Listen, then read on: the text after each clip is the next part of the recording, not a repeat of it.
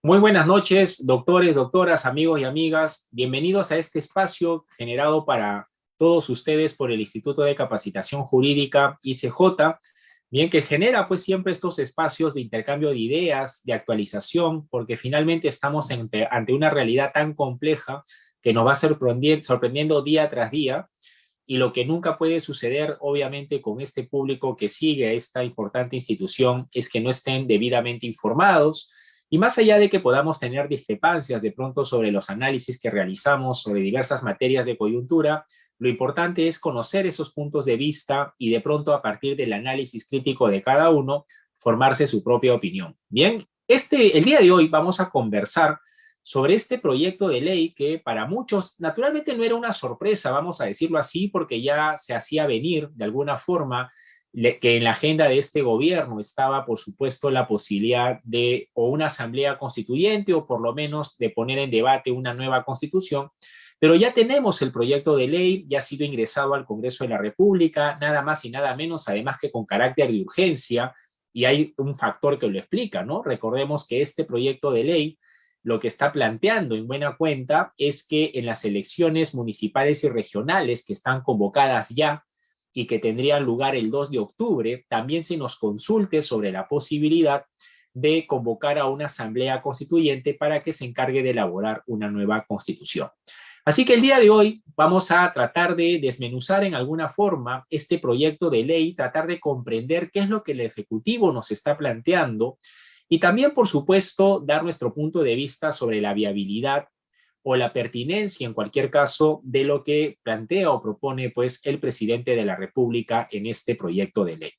Como ya ustedes probablemente me conocen, primero siempre es importante poner por delante un marco teórico. No todos necesariamente entendemos lo mismo por las categorías, por las instituciones, y manejar ciertos conceptos o ciertos elementos a modo de introducción creo que nos pueden permitir comprender el análisis que voy a compartir con ustedes sobre esta materia. Bien, lo primero que es importante tener en cuenta, doctores o doctoras, amigos y amigas, es distinguir entre una reforma constitucional y una asamblea constituyente. Paradójicamente, lo que el Ejecutivo está planteando es reformar la Constitución para incorporar en la Constitución un artículo que contemple la posibilidad de convocar a una asamblea constituyente para que elabore una nueva constitución. Por lo tanto, son dos elementos que están presentes en el proyecto de ley y que seguramente escuchamos en estos comentarios u opiniones que se van dando en el día a día a propósito de la iniciativa del Ejecutivo, y que por eso, para poner en su justo lugar, primero conversemos acerca de qué implica una reforma constitucional, qué supone una asamblea constituyente, y a partir de entender estos dos componentes o elementos, concentrarnos en qué es lo que el Ejecutivo nos está planteando. Bien, lo primero que hay que tener en cuenta entonces es que una constitución, hoy por hoy inclusive en este modelo que se ha convenido en denominar Estado constitucional, no es una norma jurídica cualquiera. La Constitución es en buena cuenta una norma jurídica que está dirigida, que está orientada a limitar y controlar el poder y a reconocer, respetar y proteger los derechos fundamentales. La Constitución no es una norma jurídica cualquiera porque de hecho esas bases o fundamentos en razón de los cuales se va a ejercer poder o autoridad en el Perú están plasmados en la Constitución. Esos principios y valores o nuestros derechos fundamentales, que son los que buscamos garantizar a través del poder, están en la Constitución. Por lo tanto, la Constitución no es en modo alguno una norma jurídica cualquiera, es una norma jurídica especial y de hecho, en el contexto del Estado constitucional en el que nos encontramos, se supone que la Constitución es esa norma jurídica a la cual vamos a acudir para enfrentar y resolver cualquier conflicto que se pueda presentar entre el poder y los derechos fundamentales y entre los derechos entre sí. Por lo tanto, se supone entonces que en el Estado constitucional, bajo el contexto que vivimos, cuando estemos ante una situación de controversia o conflicto, de pronto nos sintamos víctimas de lesión o de afectación a nuestros derechos fundamentales, raudamente vamos a acudir a la Constitución para que sobre la base de esa herramienta normativa podamos hacer valer nuestra libertad. Sin embargo, tampoco seamos ingenuos de pensar que la Constitución es esa herramienta o esa norma en la que siempre vamos a encontrar la solución a nuestros problemas. En realidad, nada más alejado de lo que en rigor presenta una Constitución. Y es que en sentido estricto, aun cuando no dejemos de lado que la Constitución es esa plataforma normativa en la que nos debemos posicionar para enfrentar y resolver esas controversias, esos conflictos entre el poder y los derechos o entre los derechos entre sí. No dejemos de lado que la Constitución está lejos de ser una norma jurídica perfecta.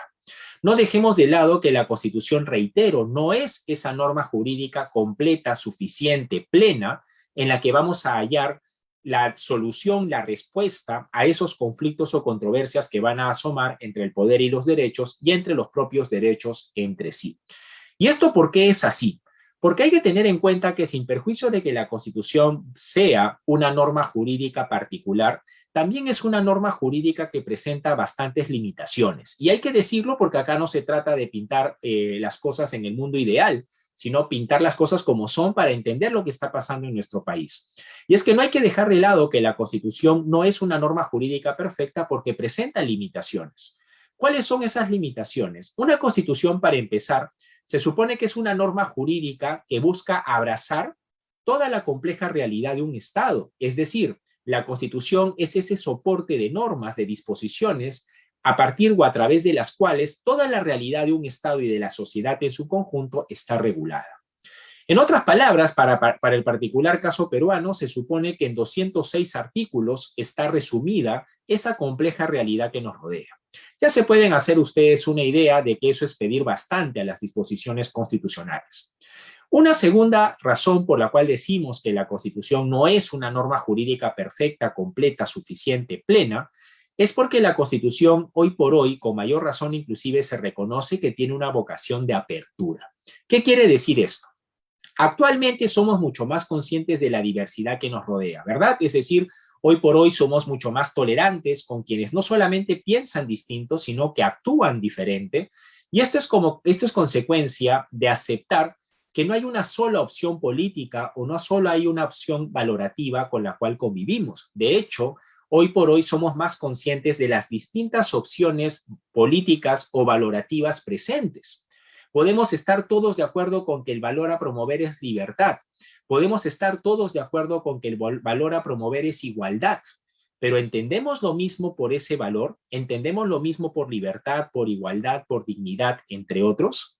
Y esta variedad o diversidad de la cual hoy somos más conscientes se supone que debe ser susceptible de encontrar soporte en la Constitución. En otras palabras, esta variedad de opciones políticas o valorativas deberían ser susceptibles de canalizarse a través de las mismas disposiciones constitucionales. Esto supone, pues, entonces que las disposiciones de la Constitución no solamente, vean ustedes, tienen que abrazar toda esa compleja realidad del aparato estatal y de la sociedad en su conjunto, sino que además estas disposiciones constitucionales tienen que ser esos vehículos, esos medios a través de las cuales esas distintas opciones políticas o valorativas que conviven con nosotros deben ser posible de canalizarse. Pero hay un tercer factor sobre el cual me interesa especialmente detenerme y que pido por favor que estén muy atentos, que es el que nos va a permitir entender o comprender lo que está pasando. Y es que si hay una tercera razón por la cual una Constitución no es una norma jurídica perfecta, completa, suficiente, a pesar de que no deje de ser esa norma jurídica a la cual acudimos para resolver esos conflictos entre el poder y la libertad, hay que decir que la Constitución tiene una vocación de permanencia. ¿Qué quiere decir esto? En rigor o en estricto, nosotros cuando emitimos una Constitución no es porque estemos esperanzados o tengamos la intención de estar cambiando de Constitución cada 5 años, 4 años, 3 años. Es cierto que la realidad nos golpea cuando nos percatamos que en el pasado el Perú ha tenido al menos 12 constituciones.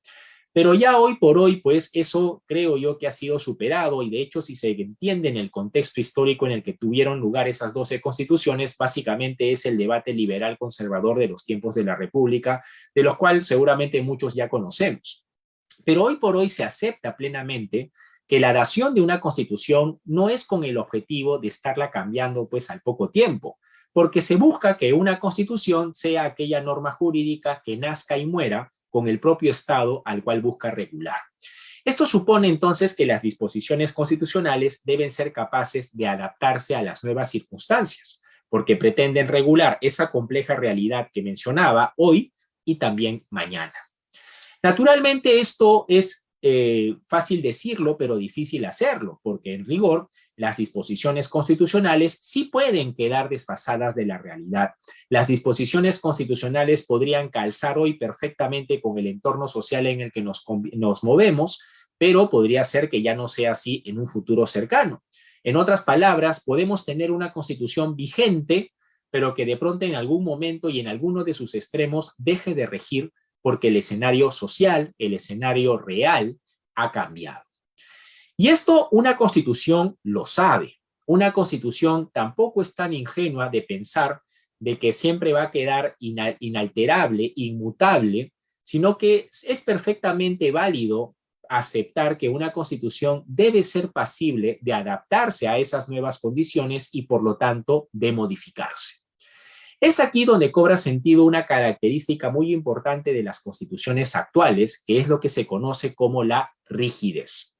¿Qué es una constitución rígida o qué es la rigidez constitucional, doctores y doctoras, para que se me entienda? Si nosotros partimos de la necesidad de que una constitución en algún momento se tenga que cambiar para que no quede desfasada del contexto real al cual está dirigido y no pierda, por lo tanto, eficacia normativa, aceptamos, por lo tanto, que va a haber un procedimiento producto del cual lo que hoy la Constitución pueda plantear en alguna de sus disposiciones pueda cambiar mañana. Naturalmente, el temor, cuando uno desliza la posibilidad de cambiar en algún extremo la Constitución, es que producto de ese cambio, de pronto la Constitución pueda ser moldeada según los intereses del gobernante de turno. Y esto es válido porque no es algo que podamos necesariamente rechazar o negar como una posibilidad. Naturalmente, este esquema de modificar la Constitución, sí pueden haber escenarios que puedan servirse o ser los idóneos para que el gobernante vigente o de turno pues moldee esos límites al poder según su voluntad. Y esto es algo que naturalmente preocupa, ¿no? Porque finalmente partíamos esta exposición señalando que una constitución hoy por hoy es una norma jurídica que está orientada a limitar el poder. También es cierto que no podemos quedarnos en el temor de que la constitución mañana más tarde sea modificada según los intereses del gobernante de turno y no la cambiemos nunca. Porque con eso estamos sacrificando eficacia normativa por más de que ganemos límites al poder. Tampoco se trata de irnos al otro extremo, de que sobre texto de alcanzar una constitución que realmente rija y por lo tanto sea eficaz, que sea susceptible de modificarse con sencillez o rapidez para que así, con esa velocidad con la que la realidad va cambiando, la constitución se vaya adaptando.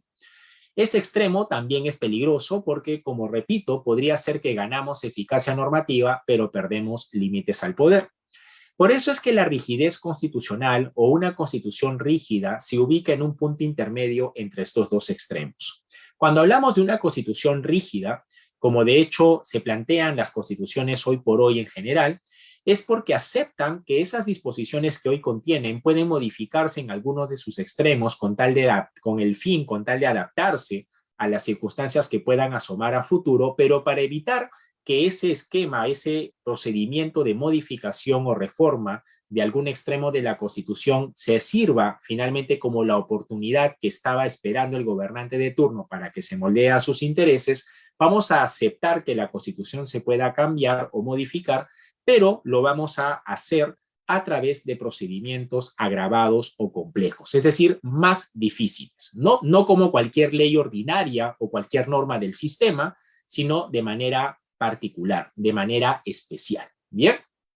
Y ahora, la pregunta, por supuesto, del millón es, ¿y cómo sabemos cuando una constitución es una norma jurídica rígida? Acá, a nivel comparado, bien, un poco revisando las constituciones de otros países y tratando de establecer cómo medir la rigidez, porque no es que haya una fórmula matemática que nos pueda determinar con certeza cuándo una constitución es rígida y cuándo no lo es. Básicamente podríamos hablar de 3 criterios para determinar o medir la rigidez. El primer criterio sería la iniciativa, básicamente saber quiénes son los que pueden proponer un proyecto de ley de reforma constitucional. En el caso peruano, por ejemplo, a diferencia de una iniciativa legislativa, que es quienes pueden presentar un proyecto de ley común y silvestre, para una reforma constitucional solamente pueden presentar una iniciativa, un proyecto de ley de reforma constitucional, 3 entidades. el presidente de la República con acuerdo del Consejo de Ministros, los congresistas y el 0.3% de la población electoral. Si ninguna de estas tres entidades presenta el proyecto de ley de reforma en el Perú, conforme lo establece, dicho sea de paso para que vayan tomando nota, el artículo 206 de la Constitución, no hay reforma constitucional que se pueda llevar a cabo.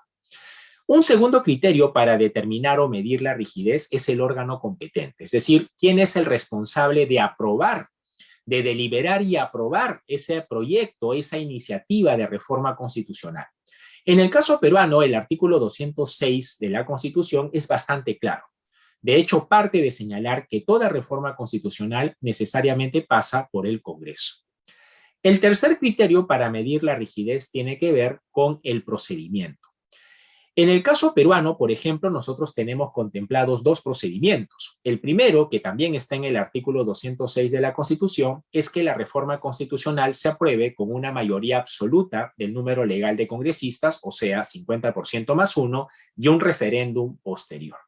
El segundo procedimiento que contempla el artículo 206 es que la reforma constitucional se apruebe con una mayoría superior a los 2/3 en 2 legislaturas ordinarias sucesivas. Si ustedes contrastan estos dos procedimientos con los procedimientos que existen en el sistema jurídico peruano para aprobar o modificar cualquier otra norma, van a percatarse que ninguna otra norma sigue un procedimiento de esta naturaleza. Entonces podemos decir así a partir de estos tres criterios que la Constitución peruana se presenta rígida. Es decir, tenemos contemplado el procedimiento de reforma constitucional con ciertos candados o recaudos como la iniciativa, el órgano competente y el procedimiento para que ese procedimiento o esquema de reforma constitucional se lleve a cabo, pero a través de una serie de pasos un poco más complejos o difíciles de los que seguimos para modificar o aprobar cualquier otra norma del sistema. Bien, por lo tanto, el camino de la reforma constitucional en el Perú existe y lo podemos encontrar en el artículo 206 de la Constitución. Ahora, dentro de la reforma constitucional, ya yendo concretamente al Perú como lo estamos haciendo, hay que tener presente que hay dos tipos de reformas constitucionales que también debemos diferenciar. La reforma parcial de la Constitución y la reforma total de la Constitución. ¿Qué es una reforma parcial y qué es una reforma total? Para poner en contexto esta diferencia, quizá convenga remitirnos hace algunos años atrás a un proceso de inconstitucionalidad que se interpuso ante el Tribunal Constitucional a propósito de la ley que el Congreso en aquel entonces había aprobado para dar inicio a un procedimiento de reforma total de la Constitución, así literal.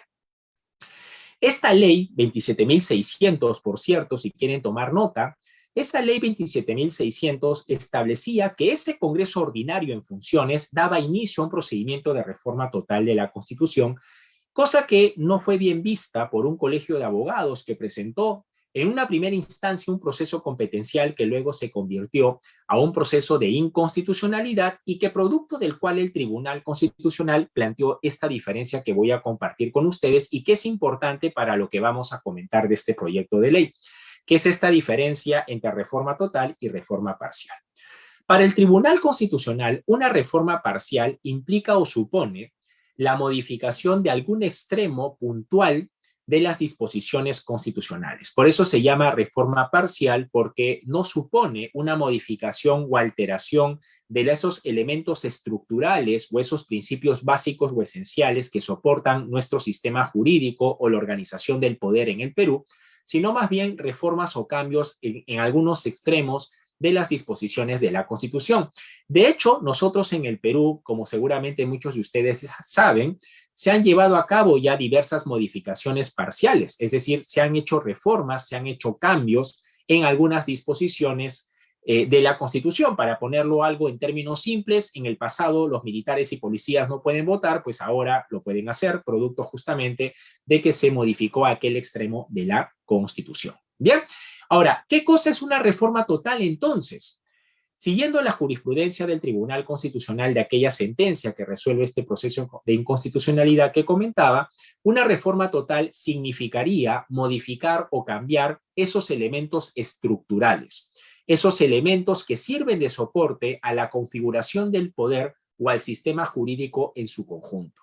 Y de acuerdo con lo que el propio Tribunal Constitucional sostuvo en esa sentencia, una reforma total de la Constitución no la puede llevar a cabo un Congreso ordinario. En otras palabras, y este es un dato clave, un Congreso ordinario en funciones como el que tenemos hoy por hoy vigente, solamente de acuerdo con lo que el Tribunal Constitucional ha establecido, solamente puede llevar a cabo reformas parciales. De ninguna manera reformas totales. Y tal como el propio Tribunal Constitucional planteó en esa sentencia, una reforma total implica la participación del poder constituyente. Así lo planteó el Tribunal Constitucional.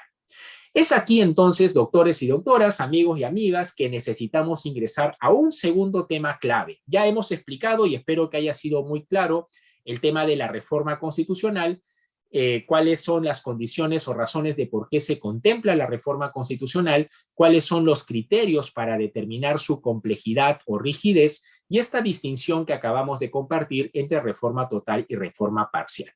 Lo importante a rescatar de esta primera parte no solamente es darnos cuenta que el camino de la reforma constitucional sí está contemplado en la Constitución y de hecho se ha estado aplicando en diversos casos, sino que el Congreso actual ordinario en funciones solamente puede efectuar reformas parciales y de ninguna manera reformas totales. Según el Tribunal Constitucional, una reforma total de la Constitución tendría que llevarla a cabo el Poder Constituyente. Y aquí viene el segundo tema. ¿Qué cosa es el Poder Constituyente y cómo se relaciona con la Asamblea Constituyente para entender esta iniciativa del Ejecutivo? Para ponerlo en términos simples, el poder constituyente es esta capacidad que tenemos nosotros, el pueblo, en razón de la cual podemos adoptar dos decisiones de las más importantes, creería yo. La primera, tomar la decisión de darle poder al Estado, y la segunda decisión de regular ese poder que al Estado le hemos otorgado en base a ciertos límites que plantearemos en un documento normativo llamado Constitución. En otras palabras, el poder constituyente viene a ser esa capacidad del pueblo de darle poder al Estado y emitir una constitución. Ahora, ¿cómo actúa el poder constituyente? ¿Cómo es que el poder constituyente hace eficaz? ¿Cómo es que el pueblo lleva a cabo esa capacidad? Aquí, doctores y doctoras, amigos y amigas, mucha atención porque hay diversos caminos que el poder constituyente podría utilizar, es decir, nosotros como pueblo, para tomar la decisión de dar una constitución. Hay dos caminos aquí. El primer camino es donde vamos a encontrar los llamados mecanismos participativos o directos, que son estos caminos que se traducen en buena cuenta en una consulta al pueblo como titular del poder constituyente, es decir, un referéndum. Ahora, a propósito del proceso constituyente, a propósito del proceso de elaboración o emisión de una nueva constitución, ¿qué tipos de referéndum existen? Porque esto también es importante para darnos cuenta de todo el margen de acción que tiene el poder constituyente para que veamos las otras alternativas que existen. Una primera posibilidad es lo que se conoce como el referéndum integrativo sucesivo. ¿Qué cosa es un referéndum integrativo sucesivo? Es cuando el proyecto de constitución que se somete a consulta del pueblo, repito, como titular del poder constituyente, fue elaborado por un grupo de representantes del propio pueblo.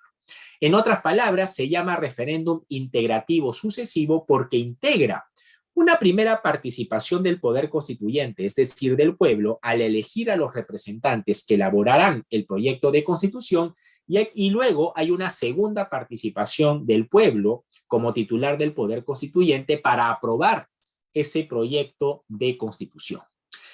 Por ejemplo, referéndum integrativo sucesivo es lo que podemos haber visto con la Constitución del 93.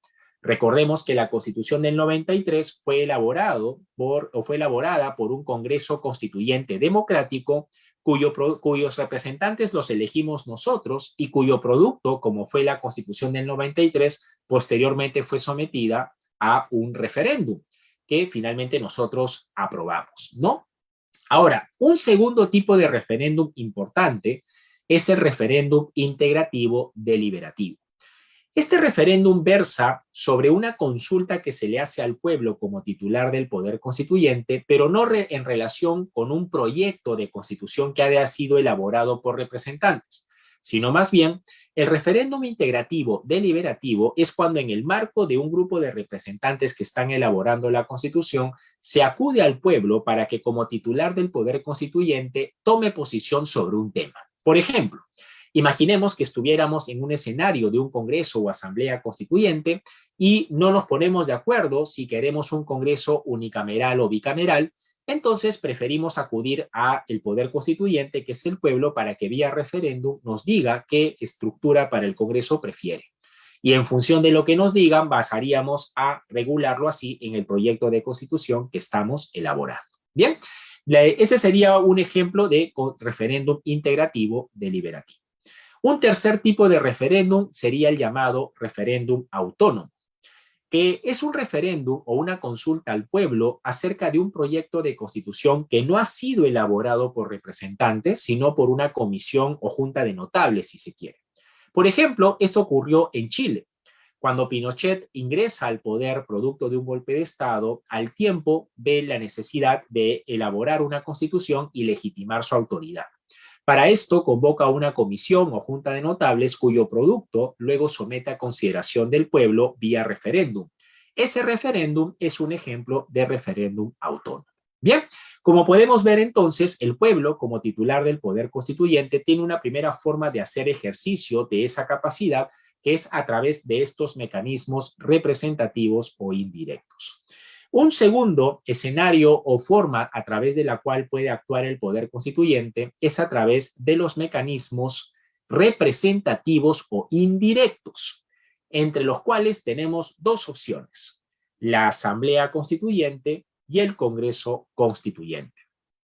La Asamblea Constituyente es esta participación del pueblo eligiendo a quienes van a integrar la llamada Asamblea Constituyente, pero tiene la particularidad la Asamblea Constituyente de que una vez que termina su trabajo, se disuelve. Cosa que no pasa con el Congreso Constituyente. Cuando se opta por un Congreso Constituyente, nosotros elegimos a quienes van a integrar este Congreso Constituyente, pero una vez que los representantes o integrantes del Congreso Constituyente o el Congreso Constituyente termina su trabajo, pasa de Congreso Constituyente a un Congreso ordinario. Bien. Por ejemplo, nosotros tuvimos asamblea constituyente con la Constitución de 1979. Allí el pueblo participó eligiendo a quienes elaboraron la Carta del 79 y esa asamblea luego se disolvió una vez que ya culminaron su trabajo. Un ejemplo de Congreso Constituyente es el caso justamente de la Carta del 93, que quienes integraron el llamado Congreso Constituyente Democrático luego pasaron a ejercer labor como congresistas ordinarios. Bien, entonces, hasta este punto tenemos que, por un lado, una constitución no está negada a su posible cambio, en algunos extremos por lo menos por un congreso ordinario vía reforma parcial, siempre que se observe aquellas condiciones que están plasmadas en la propia norma constitucional, que en el caso peruano están en el artículo 206. Por su parte, la posibilidad de la participación del pueblo como titular del poder constituyente se llevaría a cabo tanto a través de mecanismos directos vía referéndum o indirectos vía representantes. En este último caso está la Asamblea Constituyente como opción y en el primer caso está el referéndum. Bien, ahora, ¿qué nos propone el proyecto de ley del Ejecutivo? Y espero que entonces, ahora que tenemos quizá el marco teórico completo, vamos a entender mejor. Para ponerlo en términos simples, lo que el presidente de la República ha hecho es presentar un proyecto de ley para que dentro de la propia Constitución se incorpore un artículo. Nuestro artículo final, hoy por hoy, es el 206. Bien, yo les decía justamente por eso que el artículo 206 es el que contempla el procedimiento de reforma constitucional. Lo que propone el Ejecutivo es agregar un artículo más a la Constitución, que sería entonces el 207. ¿Y qué es lo que propone en esta iniciativa o en este proyecto de ley? Plantea que como parte del procedimiento que estaría en ese presunto 207, se contemplaría un proceso constituyente. Así literalmente se los digo. Porque significaría que si se aprobase hipotéticamente la propuesta del presidente, ya no solamente tendríamos entonces el procedimiento de reforma constitucional, que es el que está en el 206, sino que además tendríamos un proceso constituyente, que sería el del 207 que propone el presidente. Ese artículo 207, según lo que la iniciativa del gobierno pretende, es que se pueda plantear ante el Congreso una iniciativa para convocar a una asamblea constituyente para elaborar una nueva constitución. Según la propuesta del presidente, quienes podrían presentar una iniciativa con esa finalidad de convocar a una asamblea constituyente para que se elabore una nueva constitución serían el presidente, serían los congresistas, en realidad habla de 2/3 de los congresistas tendrían que plantear o proponer la iniciativa y el 0.3% de la población electoral. Bien, eso es lo que plantea, vamos a ponerlo en términos simples porque luego podríamos ingresar un poco más al detalle menudo de cómo se conformaría esa asamblea constituyente en esta propuesta en concreto que viene en algunas disposiciones transitorias de la iniciativa, pero vamos puntualmente a lo que nos interesa. ¿Es viable, es pertinente, es conveniente que incorporemos en la Constitución ese artículo 207 que nos propone el presidente de la República? Bueno, vamos a cerrar esta pequeña exposición con nuestra posición sobre el tema. Primero, creo que se hace importante advertir que, en mi humilde opinión, creo que no se condice con la vocación de permanencia de la Constitución el que ella contemple eventualmente su propia muerte. Creo que si nosotros somos consecuentes con que nosotros emitimos una Constitución con el interés o el afán de que acompañe al Estado hacia el final de sus días, creo que no deberíamos aceptar que la Constitución contemple su propia fecha de vencimiento, que es prácticamente lo mismo al contemplar un proceso constituyente dentro de la propia Constitución como una posibilidad. Creería que si nosotros creemos que o somos consecuentes con que una constitución debe ser modificada cuando ya hay un desfase con la realidad a la cual está dirigida, pero para eso hay un procedimiento de reforma constitucional. Y en cualquier caso, si el temperamento pudiera ser el de una nueva constitución, una cosa es que la propia constitución así lo recoja de manera expresa, contemplando un camino constitucionalmente posible para en cualquier circunstancia dejar de lado la constitución vigente, y otra cosa es que se busquen los consensos políticos mínimos dada esa extraordinaria situación. Sin embargo, estaríamos en el primer escenario si nosotros aceptamos incorporar ese artículo 207 de la Constitución. Un segundo elemento que genera para mí particularmente preocupación es que si nosotros incorporamos ese artículo 207 que el Ejecutivo pretende, ya estaríamos incorporando de manera expresa, si lo primero que he señalado no fuera suficiente, evidentemente un elemento de inestabilidad e inseguridad jurídica.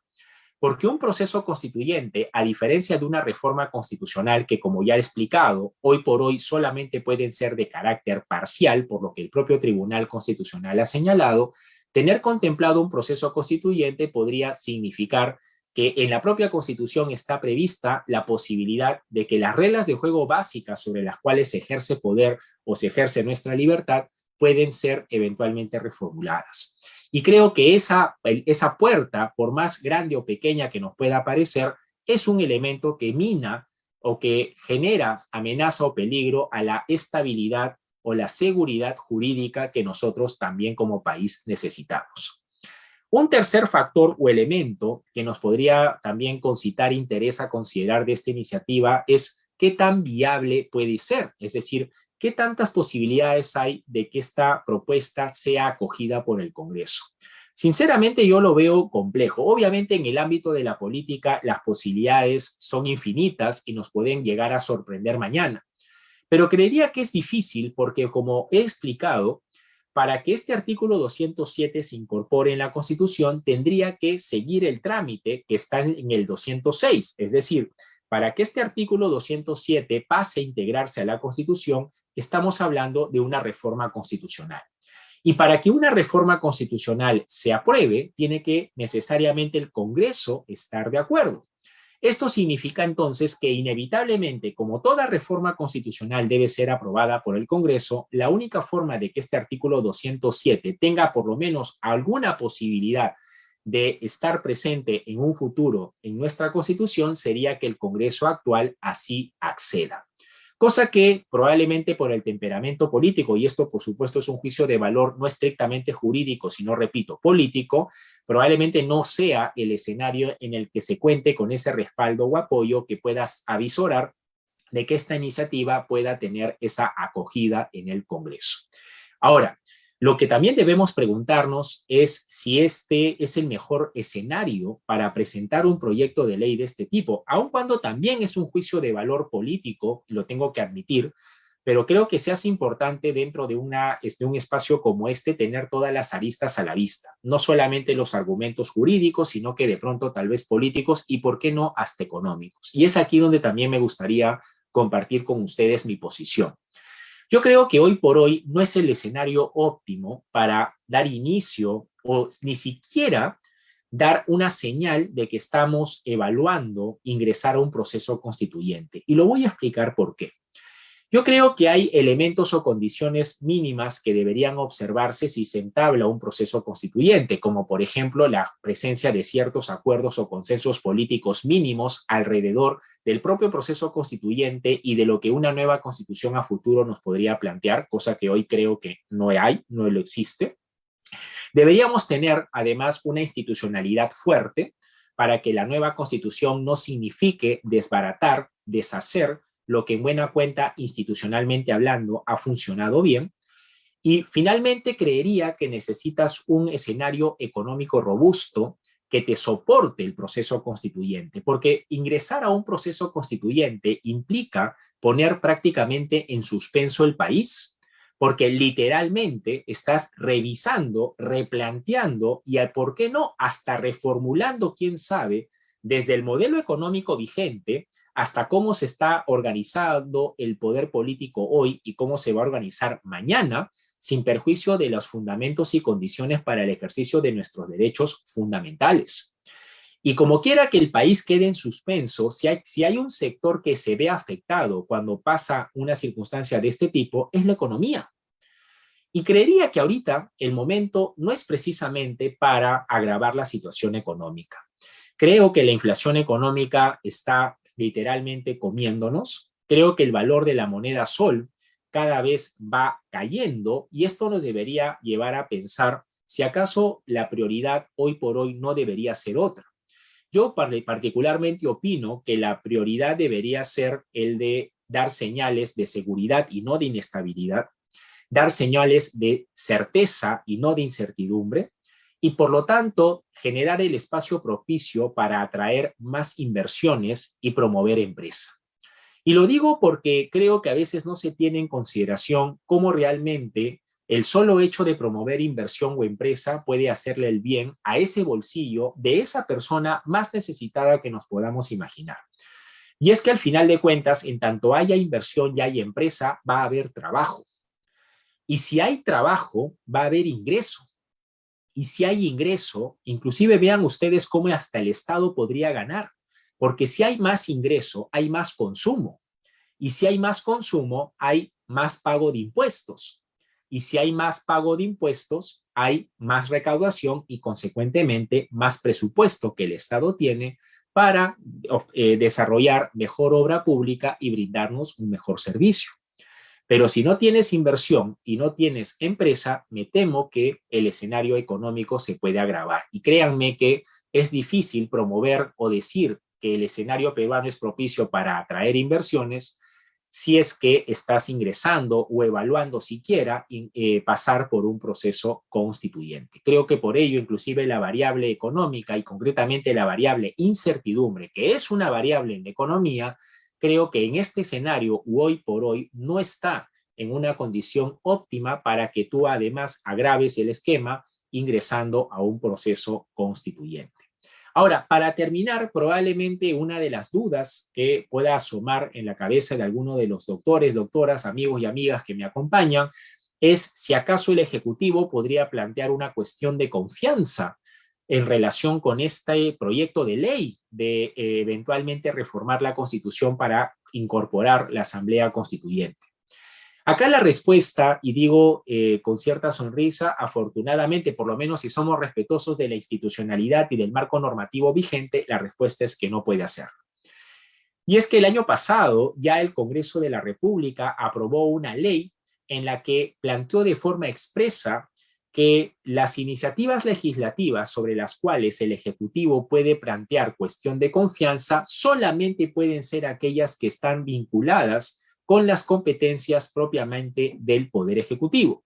De hecho, esta ley, que es la ley 31355, por si quieren tomar nota y revisarla, bien, ley 31355, bien, es una ley que además en su momento fue incluso hasta cuestionada vía proceso de inconstitucionalidad ante el Tribunal Constitucional y ante el hecho de no haber alcanzado la votación necesaria, su constitucionalidad quedó confirmada. De manera entonces que inclusive esa ley, que además expresamente señala que la cuestión de confianza no puede versar sobre proyectos de ley de reforma constitucional, sería el argumento para que el gobierno se sienta prohibido, impedido, y esperemos que lo respete, de plantear una cuestión de confianza sobre este proyecto de ley. Bien, doctores y doctoras, como ustedes pueden observar, he tratado y espero haber sido lo suficientemente claro al respecto. Evidentemente aquí el tiempo está en contra también de este proyecto de ley, así que hay que estar muy alerta respecto a lo que pueda suceder en estos días, porque no perdamos de vista que lo que pretende el presidente de la República, como lo decía también en la exposición, es que la consulta de proceder o no con la Asamblea Constituyente, el Ejecutivo pretende que se haga el 2 de octubre, cuando va a tener lugar las elecciones generales, perdón, las elecciones municipales y regionales, que ya fueron, por cierto, convocadas vía Decreto Supremo 001-2022 de la Presidencia del Consejo de Ministros. Así que si esto hipotéticamente ya tendría que estar viabilizado para que la consulta se pueda llevar a cabo ese 2 de octubre, evidentemente el tiempo, en la medida en que vayan transcurriendo los días, la situación de este proyecto de ley y de lo que probablemente el Ejecutivo pretenda se hace cada vez más difícil. Así que hay que estar alertas porque estamos ante días que probablemente vamos a ser testigos de quizá de algunas negociaciones políticas, de algunos de quizá planteamientos de modificar, adaptar quizá la iniciativa para lograr llegar a esos momentos o a esos tiempos que el Ejecutivo pretendería. Bien, así que ahí tienen otro dato importante a tener en cuenta respecto de este proyecto de ley. Bien, doctores y doctoras, yo creo y espero haber sido muy claro al respecto. Naturalmente, siempre estamos aquí muy dispuestos a través de las pantallas del Instituto de Capacitación Jurídica de orientar en estas materias o asuntos que son de plena actualidad y que, como yo siempre digo, aun cuando podríamos estar equivocados quizá en nuestra perspectiva o tener opiniones diferentes, lo que no podemos permitirnos es estar desinformados. Y espero que este espacio al menos ayude en ese extremo, a ofrecerles información que les permita a ustedes siempre tomar una mejor decisión. Eso sería todo por el día de hoy. Les mando un abrazo muy fuerte. Como siempre, mi gratitud al Instituto de Capacitación Jurídica por confiar en este humilde servidor para tratar estos temas de actualidad que estoy seguro que concitan mucho interés por parte de ustedes. Que tengan una muy buena noche, una mejor semana y estaremos viéndonos muy pronto. Hasta luego.